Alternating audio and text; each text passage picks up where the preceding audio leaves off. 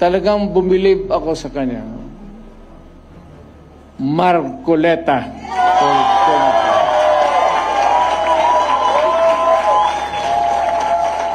Totoo yan, sir. Nung lumapit ako sa kanya, sinabi ko, Sir, believe ako sa iyo.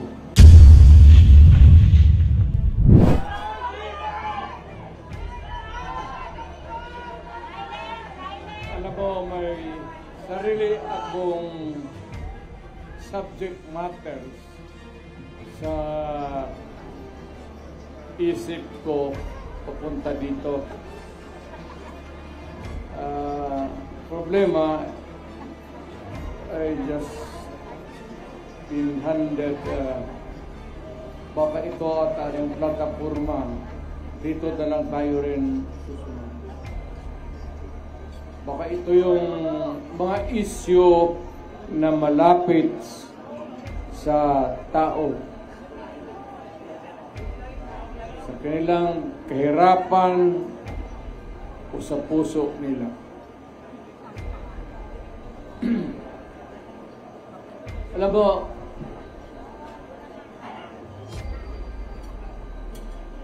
I would like to, I do not want to criticize anybody. But, you know, however you do it, basta nandiyan ka sa gobyerno, ikaw yung nagdadala ng, ikaw yung timon, talagang mahirap. And I can understand kung yung mga issue hindi ka agad nabibigyan ng, if it's a problem,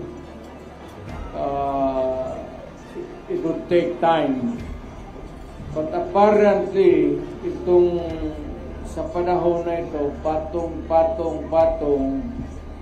yung solusyon, mahina ang dating.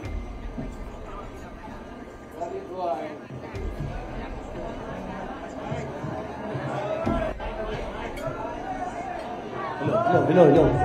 Hello, excuse me.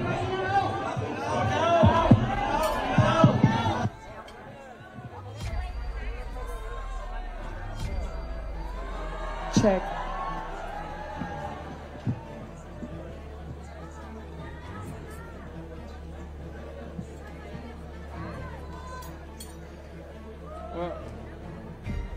Alam natin yung issues. Hindi na natin pag-usapan dyan kasi lumalalim ang gabi. Alam ko kanina pa kayo. Basta dito, ang gusto atang plataforma na sasabihin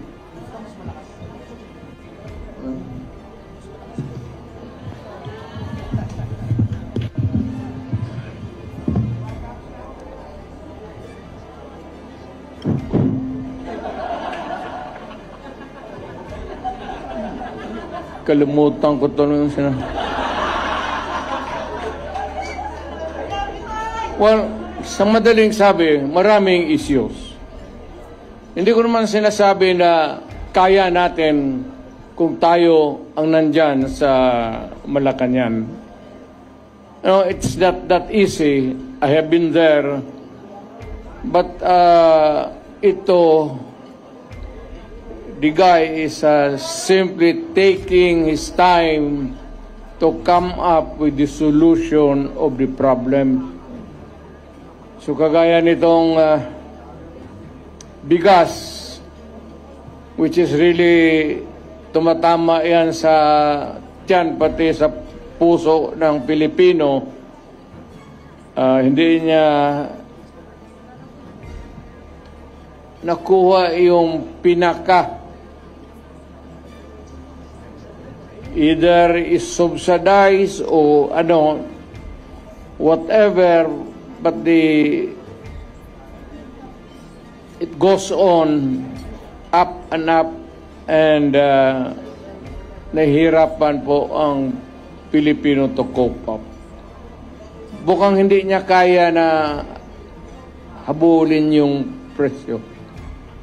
Yan na lang sa pagkain. Huwag na yung iba.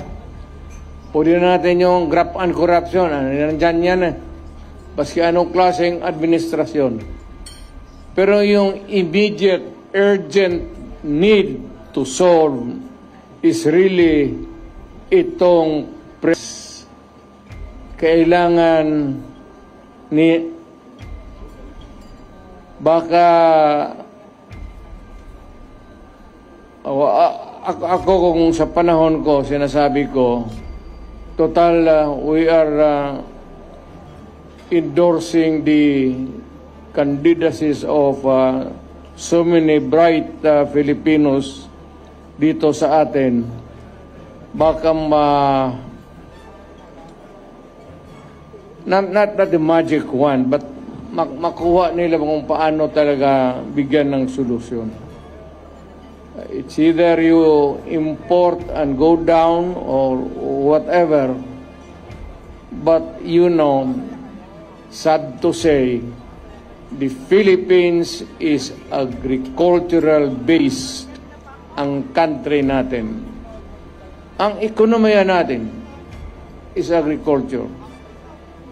Ang problema, yung pagkain mismo, hirap tayo. Well, of course, yung mga dumadating na typhoons could be one of the factors that can be,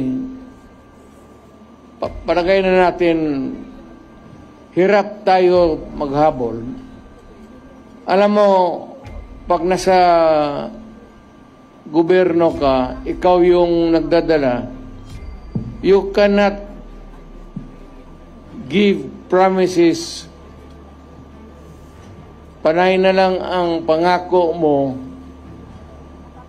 and you keep on, promising people for so many things. Pero itong pagkain, talagang unahin nila. Pinaka-basic talaga. Medyo hirap sila. Aywan ko kung bakit. Ngayon, kung yung presyo ng bigas, yung presyo ng pagkain para sa Pilipino, mas bababa ngayon,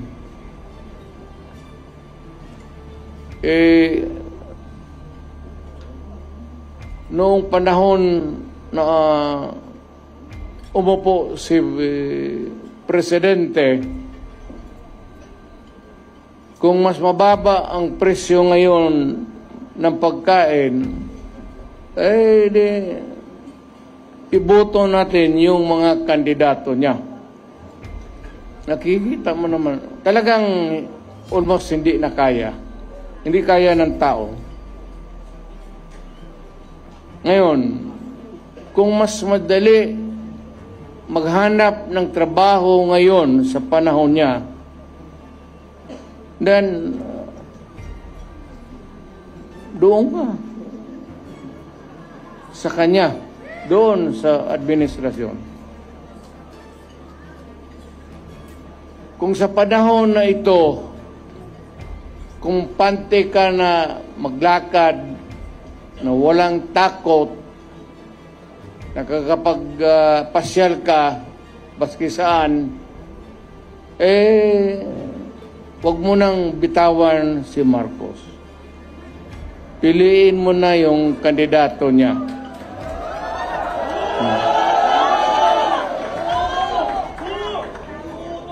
Pero pag sinasabi ko yung pag nagsasalita ako, gumaganyan ako, ibig sabihin, ito yung kapalit.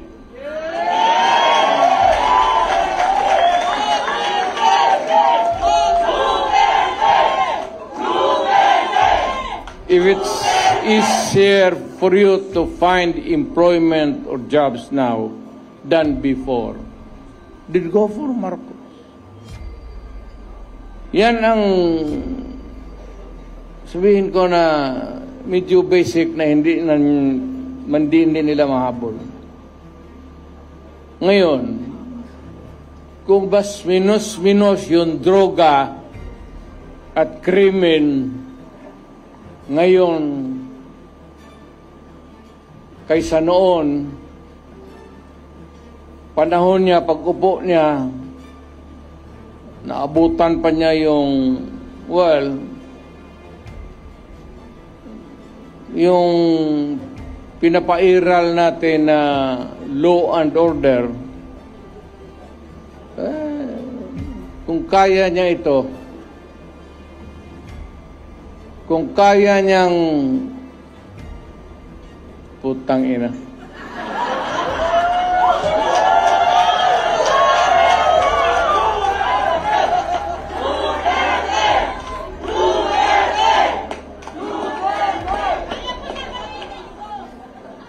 Alam mo kung ako ang durugista, kung may ganoon ako, at bakit sa utak ko, bakit hindi? Total, kasama ko naman sa presidente sa hit-hitan. So, yung baski yung mga pulis, pati military, medyo ano sila? Because of the incongruity. Hindi magkasya eh. Meron isang presidente na talagang bangag.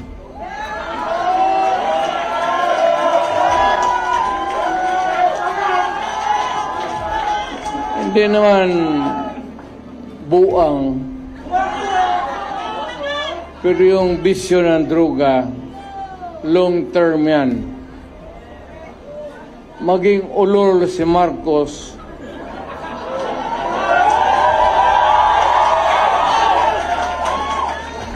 kung maybe constant use of heroin,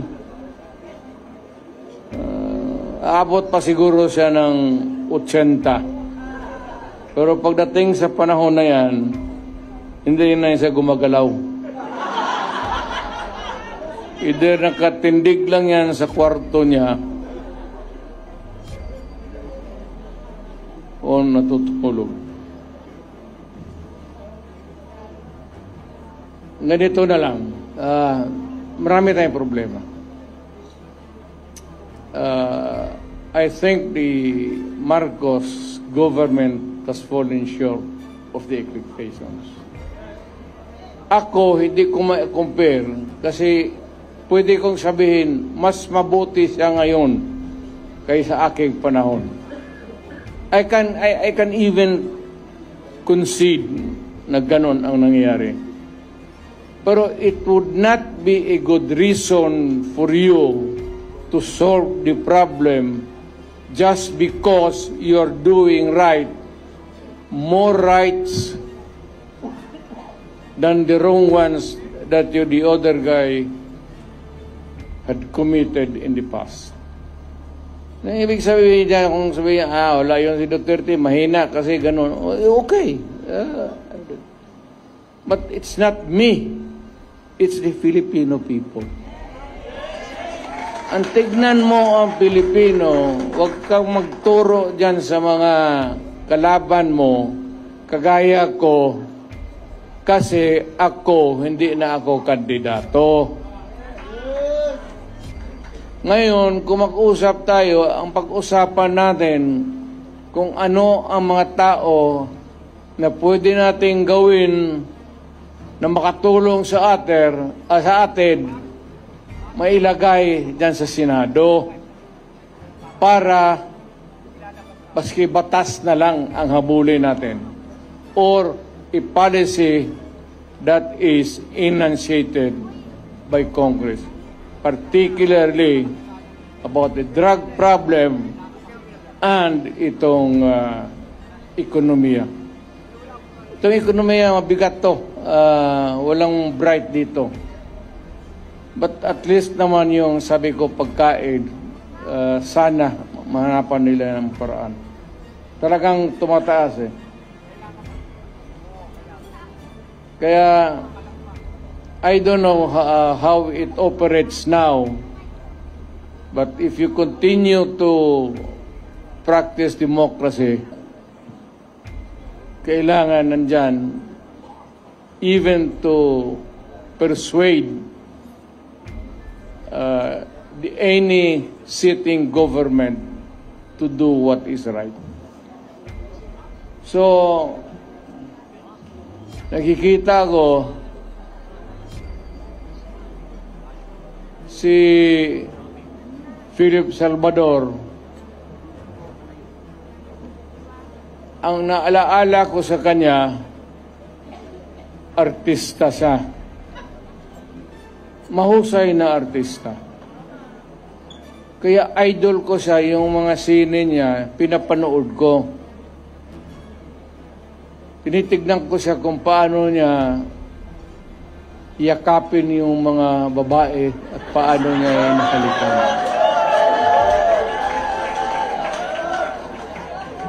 Well, aside from the fact that I know he would make a good senator, yun ang ang naalaala ko sa kanya na parang durog talaga ang babae sa yakap at pagmamahal. Now we have Atty. Rodriguez. Galing yan sa administration. Alam mo, mag-isang tao, importante talaga to. Importante ito. Baski kami, alam namin, baski yun ang nakakilala sa akin personal. Importante ang tao na may prinsipyo. At ang isang nakita ko na Pilipino na may prinsipyo na umalis sa trabaho niya because the dynamics of the position of which he was there in Malacanang was no longer right. He chose to make the decision. At nakita ko, as a matter of, hindi naman kailangan sabihin niyo, but nakita natin, as a matter of principle, importante talaga yan. Atty. Rodriguez.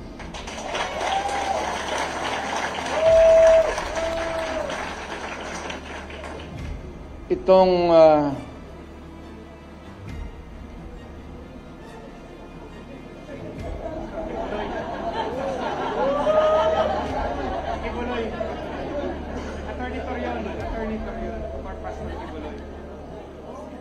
para ka kay Kibuloy? Representative. Sana. Si Pastor.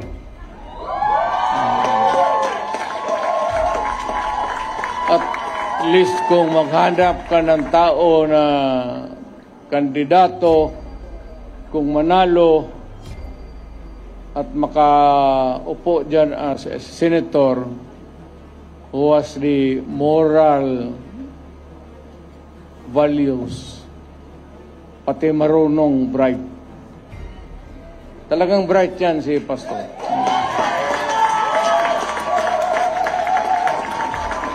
Hindi lang ninyo narinig kasi Pastor ang ina yung sinasabi, yung ganon, ang mga apostoles, ano ba naman yung alam, apostoles ng yawa. Dito tayo sa politika ito So, si Pastor Kibuloy para sa Senado.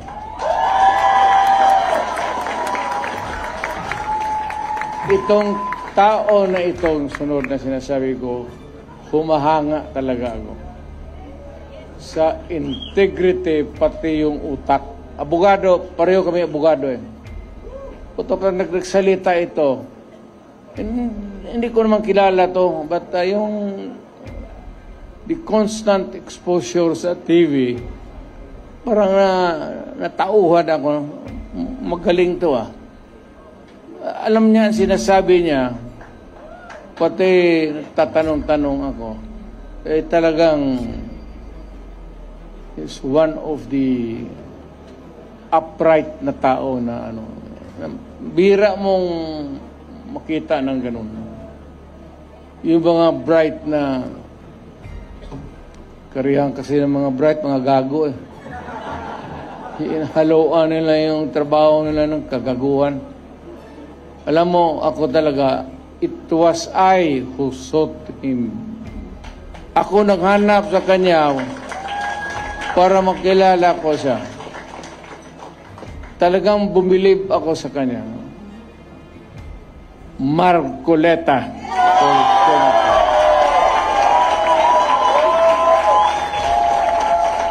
Totoo yan, sir.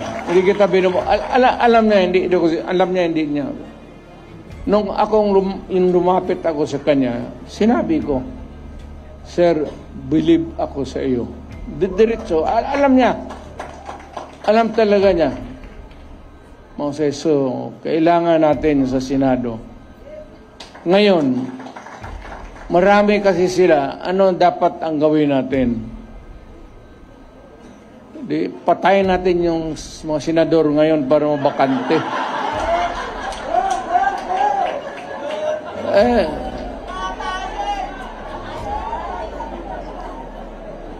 Kung makapatay tayo ng mga 15 na senador, pasok na tayo lahat.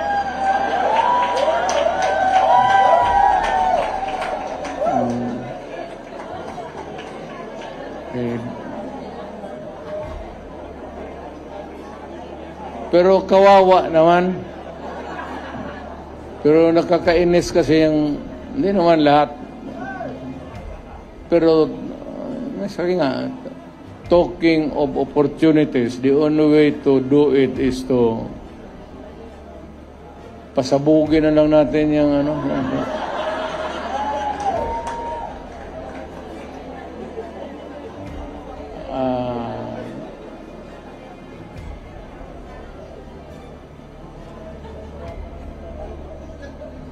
itong sa sunod ko, mahusay na abogado to.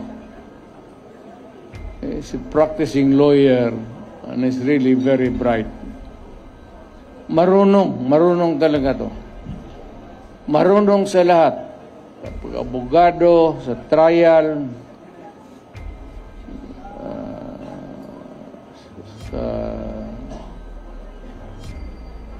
maybe sa social life niya, at siguro sa babae.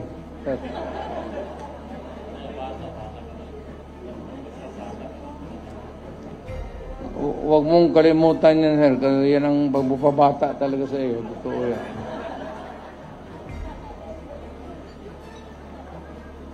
Attorney Lambino.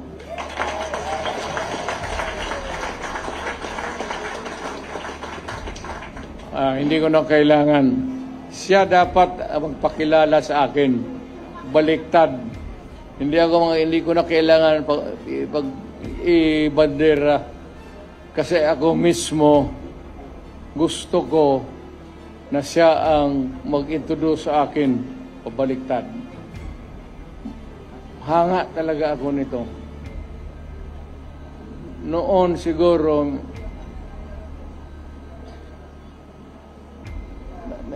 may asawa ka naman, no? Marami po. Marami na ito. Pareho tayo.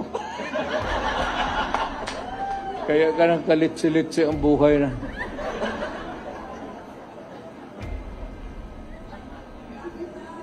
Yung akin, nandito siya. Kaharap ko. Kasi PDP siya. Nag-iisa ka na lang, no? Itong ano ba, sitwasyon sa, I'm talking about Cagayan de Oro. You know what is really very, almost ano,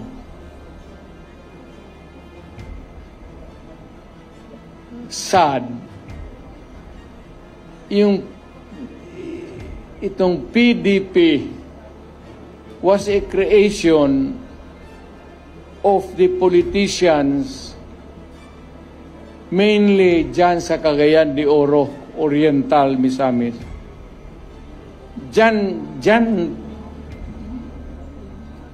Ako, alam mo, sa totoo lang, what is very shocking to me, really, hindi naman sa pang-ano ha, hindi ako nagpapatawa. Alam mo, walang PDP doon sa Cagayan. Mag-isa na lang. Si Councilor Balaba. Tumindi ka nga.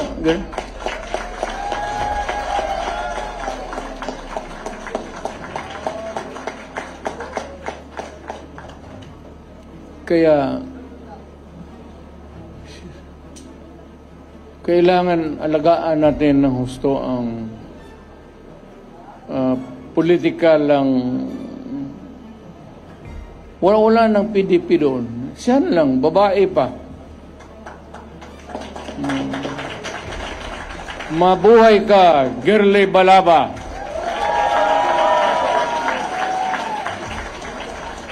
Mabuhay ka, Girly Balaba. At si Rudy Duterte.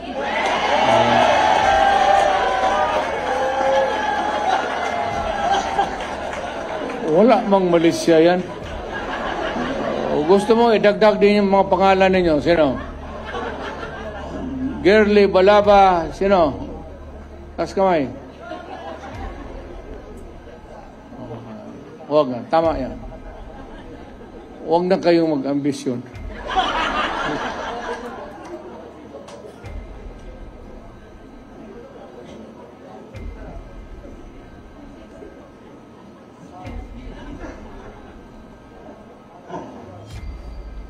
For the rare occasions that I visit Western Visayas, may nakita ako tao na talagang merong go na a lawyer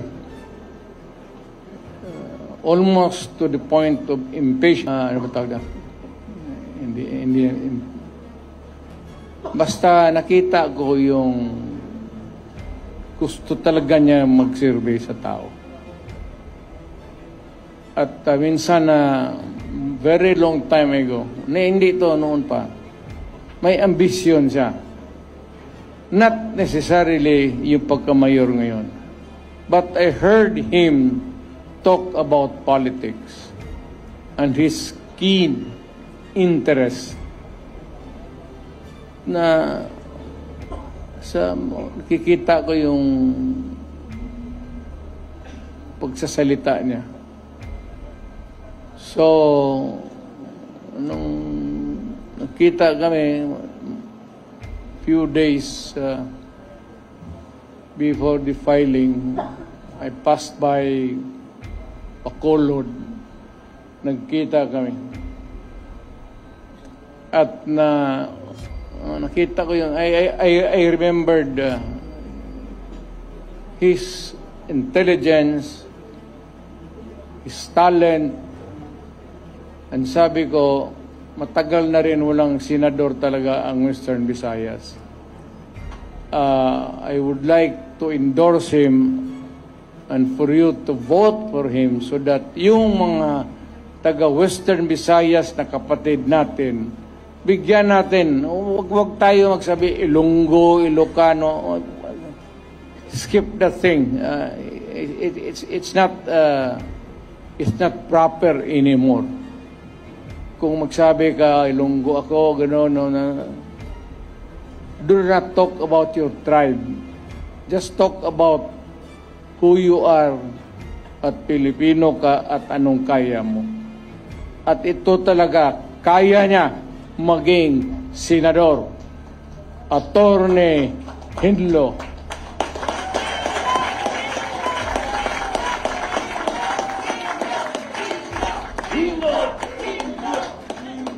Lintik, lunggo na ya. Sinodre ng lunggo.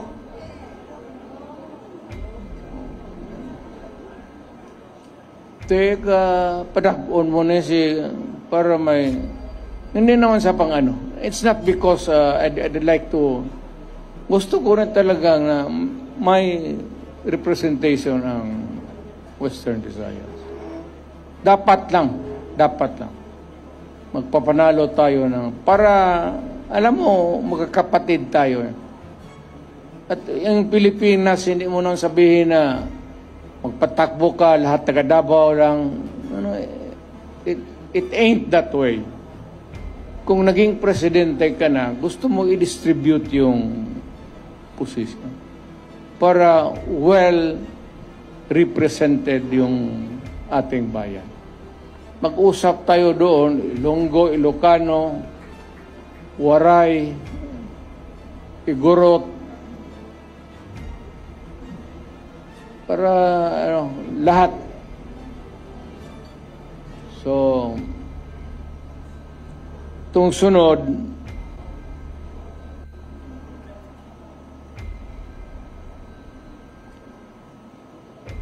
hindi ko naman siguro kailangan ipakilala ko to. Nakakamot ako eh. Kumakatituro yung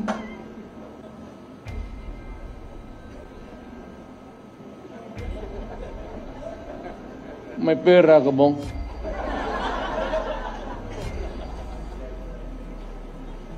May magkain tayo maya. Ikaw ang magastos, wala pa akong hapunan. Alam mo, ang istorya nito, ang aking talagang aide was a military man. Kaibigan namin, parang common friend. Military na not so because parang maluwang na pakisama niya sa civilian. Biglang naglaro ng basketball, yung bola galing kay bato. Totoo yan. Pinasa niya doon sa kay Jimboy Alili. Teniente yun. Pagsalo ng bola, natumba, namatay. Sabi ko, nung punta ko, sabi ko, nagsalo lang ng bola, namatay? So, yes, Mayor. Puta, ang bola, putaw? Bakal? Bola ng ano? O bakit namatay? Kasi pagsalo, tumba. Baka talagang sinadya na milakasan ng gusto. Baka may pustahan sa ganung laro na yun.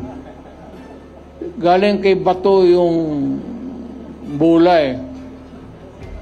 Kaya pag si bato ang kalaro ninyo, huwag ninyong saluin yung bola.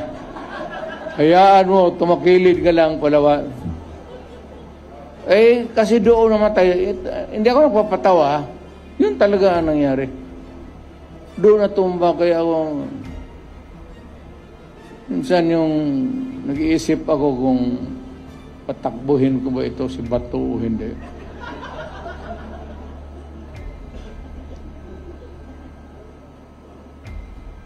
Alam mo, kung maghahanap kayo ng original taga na DDS, huwag ka lang mano ha. Siya.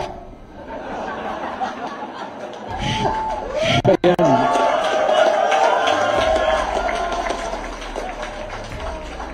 Hindi ako. Mayor ako. Utusan mo pagpatay dyan, buo. Sa yun, Chief of Police. Pinakamatagal kasi taga Davao. Alam mo, pag i-remember, bago rin akong mayor noon, Kakagraduate lang ito na sa PMA, na-assign sa Davao. Tapos nag-asawa, doon sila nag-settle down. Kaya malapit talaga sa akin si Bato. Hindi sabihin bata-bata, tao-tauhan. Kaibigan. Ano nga maidagdag ko sa kwento?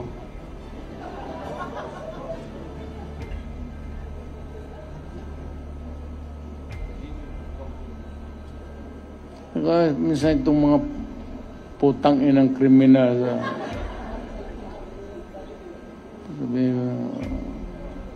Bato, gusto po putang ina niyang pabalik-balik yan sa gawin mo. Iya, sir. Minsan magsabi ko, tapusin mo na. Sir, kanina pa.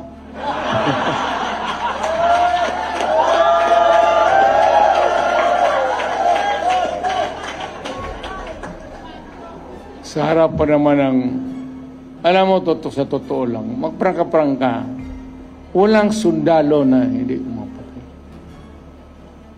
Walang sundalo na hindi pumapatay. Baski na walang uto sa kanila, if they are assigned in a certain place, tapos guluhin mo, paputokin mo yung granada, yung performance nila, apektado. Naka-record yan. Sa panahon ni Bato, ito ang nangyari. Sabihin mo, pagdating ng promotion, conference, kaya ba nito? Tingnan mo, panahon niya, rape, marami. Rape, 4. Panlima. Siya pa ang pangalan dito, kasali siya. Ganun yan eh. Ngayon, maasahan niya ng isang lugar. Hindi na kailangan na sabihin mo na ako magsabi. Pagka medyo magulo, tapos apektado yung performance nila, talagang tapos na. Lahat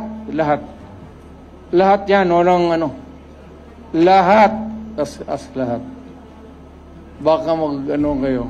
Pero yung extra judicial killing, wala man tayong extra killing lang. Ayun, sino nag-invento niyang putang ina? Bakit maging extra yan? Ano yan? Kota? Lahat sundalo. And, nandito na ba lahat? Nandito na lahat? Kompleto na kayo? Ito naman, talagang admirer ako. Totoo, admirer ako niya. Maka-Duterte ito eh. Saka, talagang maka-Duterte ito. Yung kikita kami minsan, kumukuha siya ng law, ini-encourage ko. Sabi ko, tignan mo lang kung medyo matrabaho lang sa oras. Pero kaya mo. Ako sabi ko rin na balang araw makukuha mo. Abogado talaga. Saludo ako. Jimmy Bundok. Talagang pwede na maging senador. Ito yung may taong may social conscience. Yung artist siya, wala yan. Kausapin mo yung tao, yung tapos na yung trabaho niya, mag-acting. Gaya nito na Philip. Kausapin mo nung wala na sa trabaho. Hindi yan madrama. Prangka ito kung kilala nito prangka na tao yan. Diretso-diretso. Kaya nagustuhan ko. So, ganito na lang. Para marami ang tao natin, every meeting, baka sa lawag, kailangan magpunta na tayo lahat sa lawag. Magkaraban tayo. Baka sa sunod sa Bicol, at least para sigurado talaga na mayroong natin alam kung ano ang diskarte ng mga tao doon. Baka kukunti lang. Kung pupunta tayo lahat, punta tayo ng Bicol. Ngayon sa Davao, Buanga, punta tayo doon sa ticket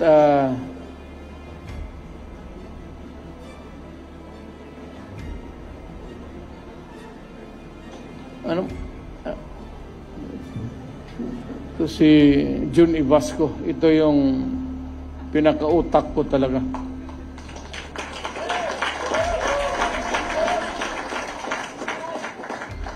May pera tayo.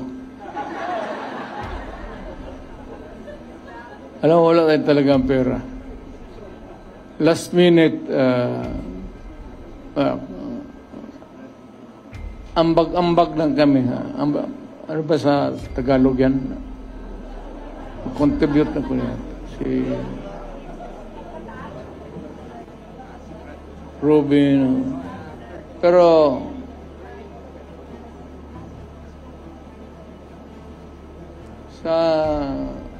kung pumunta kayo ng Davao, totoo, kung ticket-ticket lang, kaya ng mayor yan.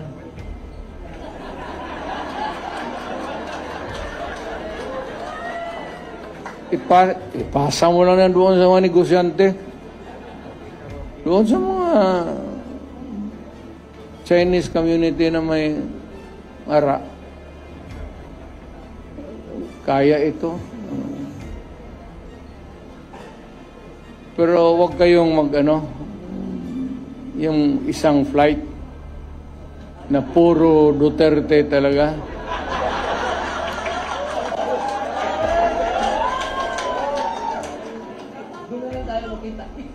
Kasi pag mag-take off yan, ang kabila magsige dasal. Mahulog sana yan. Mawalaan ako ng tao.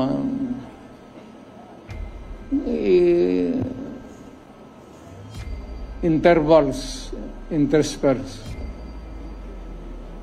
Ito kayo ng Mindanao. Actually, hindi na ako nagluloko. Parang, kung maano kayo sa Davao, kindly drop by our place. Si Bongo, si Bato. Si Bongo kasi mayaman talaga to. May printing press. Walang problema nito sa propaganda.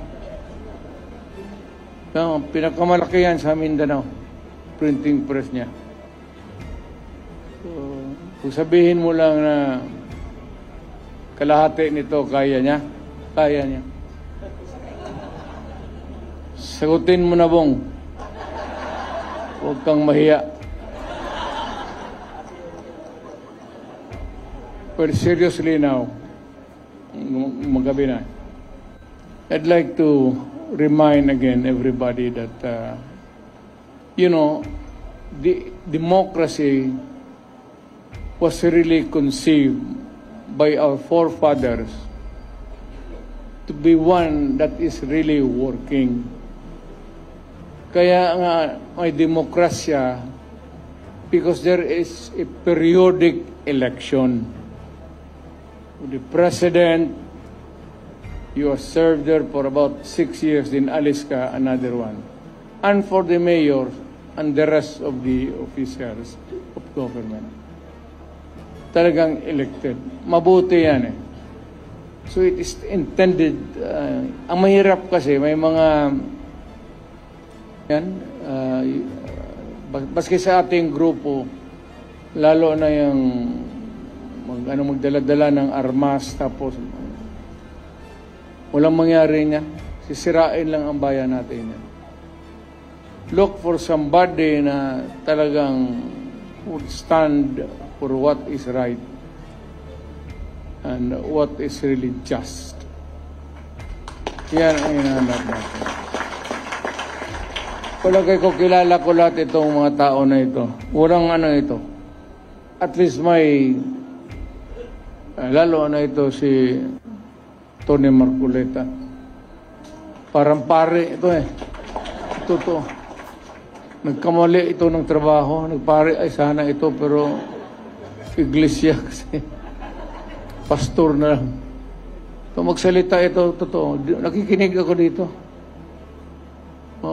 Marunong, bright talaga. Hindi ko kaya habulin ang otak ni Marcoleta. Hindi ko kaya habulin. Totoo yan. Kaya sabi ko itong mga ganito na tao, kailangan kaibiganin mo na lang. Baka ma-enkwentro mo ito sa korte, putang ina, baka ilang paso ka. May kunting awa naman. Attorney Lambino, talagang tagal na nagtatrabaho ito sa PDP. A very patient man. Talagang naghintay lang sa panahon niya. Actually, he has been there for so long a time helping PDP, helping the candidates, asking nothing in return. But he has been there. Kagaya ni June Ibasco. Yan si June Ibasco, yan ang noon pa, noong na mayor pa ako, siya na yun, hanggang naging presidente ako. Alam mo kung bakit si June Ibasco? John, isabi na natin ang totoo. Dumating na ang panahon. Okay? Ako isang prosecutor. I was a prosecutor. Yun ang trabaho ko eh. One day, itong sila Colonel Stares, yung mga Philippine Constabulary, parang nagpa-plenum ito sila sa North Cotabato. Ginapang ng mga sundalo, nahuli sila.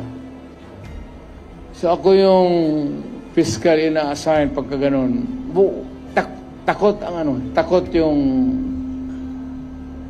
hindi nila ako magyabang, takot yung mga fiscal mag-handle ng rebellion, pati yung mga krimen na, So pinapasa sa akin sa chief.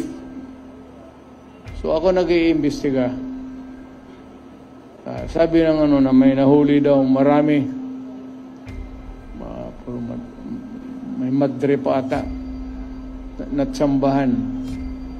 Mga mabigat na sa Mindanao. Yung mga komunista. Nahuli yan sila. Nung pumunta ako sa kampo sa pulis, tinuturo yan siya. Yan sila. Nakaupo lang. Sabi ng mga gago, Mayor, ngayong gabi, huwag mo na lang ilista-lista dyan yung investigation. Bihin na lang na walang nangyari sa operasyon namin. Kasi papatayin namin ito. Dalawang pare yun, Father Tison, pati Father Ibag. NPA talaga yan sila. NPA talaga. Huwag na tayong magdrama. So, gustong ganunin ng, sabi ko, putang gago, pare yan. Kung ano yan, damay pa ako. Imbestiga ka ng, imbestigahin mo yung totoo lang. So, detain siya. But yung one day, nalaala ba ninyo yun? Inutos ni Cory Aquino, release all political prisoners. Talagang pinawalaan lahat. Lahat ng komunista pinalabas sa kulungan. Si John, isa. Wala silang mapunta bago. Sabi ko, sa opisina ka na lang dito sa akin. Pare. Alam mo yung pare, mahusay sa organisasyon. Kasi hinawakan tao Paano mag-organize, paano mag-ganon. Pag yan yung mga pare na mag-ano, talagang kung sponsored ng mga pare yan, matindi yan. Kasi sanay sila sa organization So, kinuha ko siya. From then on, mayor, congressman, tapos presidente. 30 years ago. Ganon ba yun dyan? 25, 30 years. Tagal na. From my NPA, nung dumating ako, naging presidente ako, tigas na masyado doon sa Malacanang. Yan na ang tigas dyan sa... Yung mga military naman, sabi ko, intindihin ninyo. Inirelease Wala tayong magawa. Wala mapuntahan yung mga tao. Kaya yung asawa ng De Vera, lahat ng mga babae, binigay sa akin ng military. Yan, totoo. Ito na yun ang totoo. Patayan sila. Yung mga babae, dinala ko sa bahay ko. Bahay ng nanay ko. Doon ko pinatira kasi wala akong yung mga asawa ng komunista. Hanggang ngayong kaibigan kami. Kaya ko noong sabi nila na yan si Duterte komunista yan. Ang totoo niyan talaga, baski hindi pa sila nahuli, ako pumapasok na sa bukid. Doon sa dulo, nagsasalita, nag-i-istorya na kami ng NPA. Istorya lang. Kaya every time magbaba ako, mga military intelligence, sabi yan si Duterte, ang issue sa akin, yang si Duterte, huwag kayong magboto dyan kasi komunista.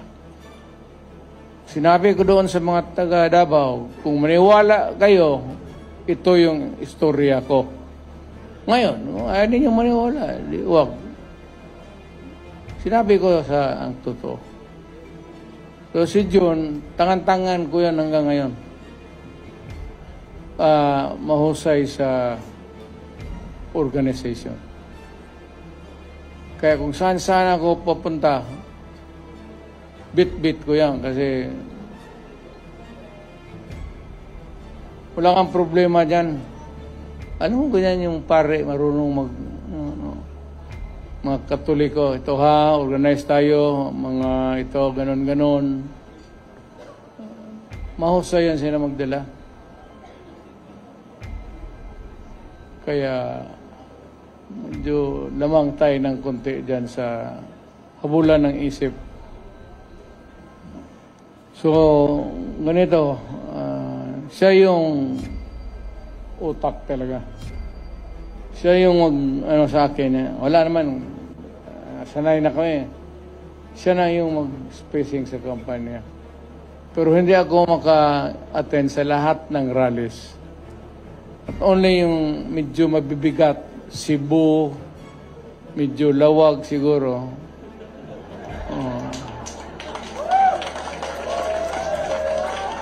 Para, sabihin ko, yung mabibigat, sa Buanga siguro, gano'n.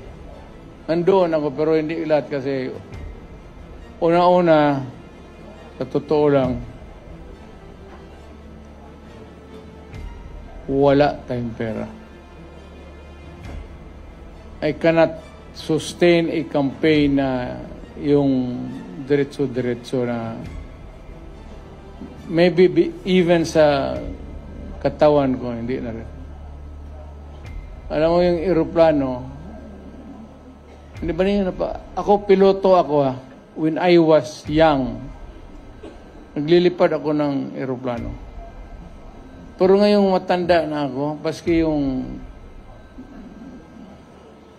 may pressure, hindi man ninyo halata yung pagbaba mo sa aeroplano, medyo matamlay ka talaga.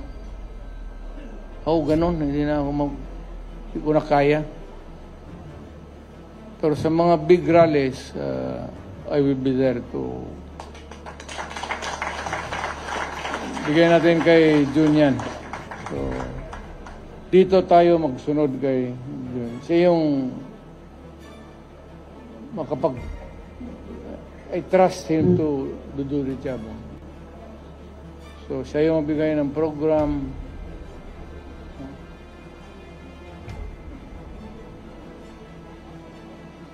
Sign language yan.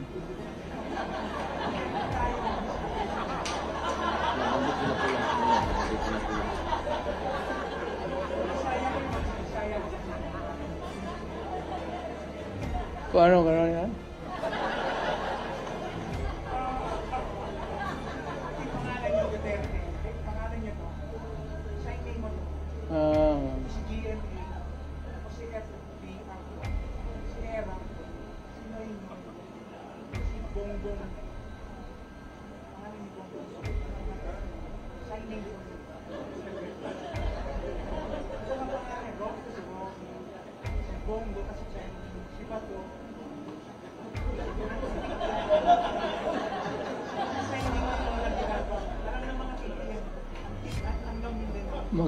Magkita tayo bukas. Kasi mag-aral ako para gano'n na lang.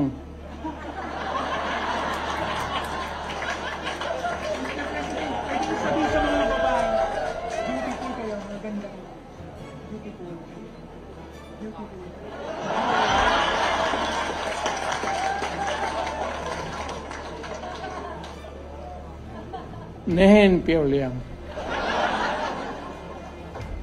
Chinese yan. You're beautiful. So, uwi na tayo. Para po kinig ng istorya dito. Wala yung yung tingin ko na pambuhay ng nandito pala yung classmate ko, Dabs Mamao o Lanao del Norte. Classmate ko yan sa kabats ko talaga sa law school sa San Beda. Believe ako. Sana next time, next time. Ako hinayang ako dito kay saan yun? Patakbuhin ko sana ng di bale. Pero sa tingin ko lang pag itong yung napipika yung Pilipino, I don't know if it has gone to another level. Pero yung Pilipino napipika na sa administration. Alam mo, there was a time na about so many elections ago, bata pa ako, Lahat. Clean slate. Panalo. Panalo talaga lahat. So, wala man kayo kalaban, no? Sino man sila? Hindi ko man narinig. Sino ang kalaban ninyo?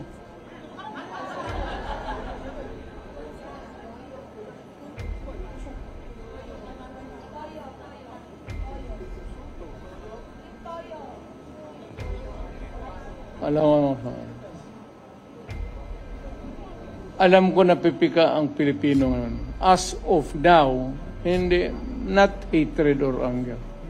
Pero I could sense,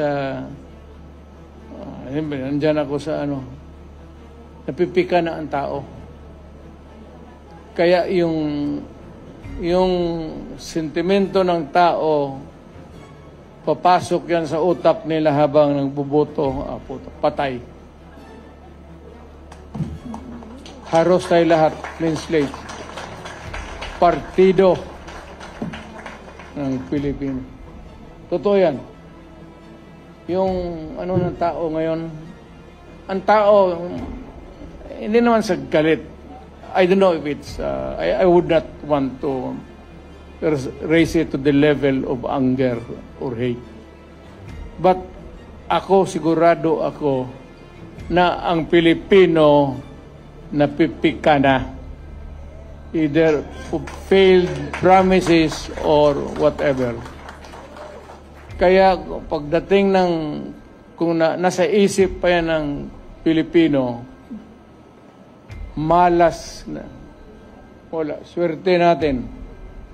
Boss, panalo kayong lahat. Pati si Atty. Torrio na hindi kandidato.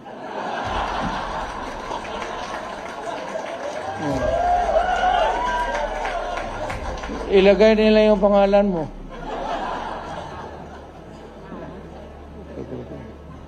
Torreon is a very good lawyer. Number 1. Kita mo si Pastor nakakulong pa ngayon.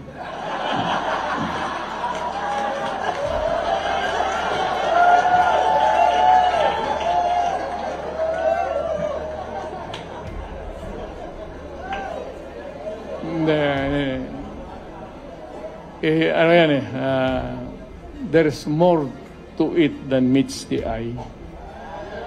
Pagka gano'n na simple na kaso tapos bailable, hindi naman makabail, hanapan ng sabi kaya sadya yan. So wala tayong depende na yan sa abogado niya kung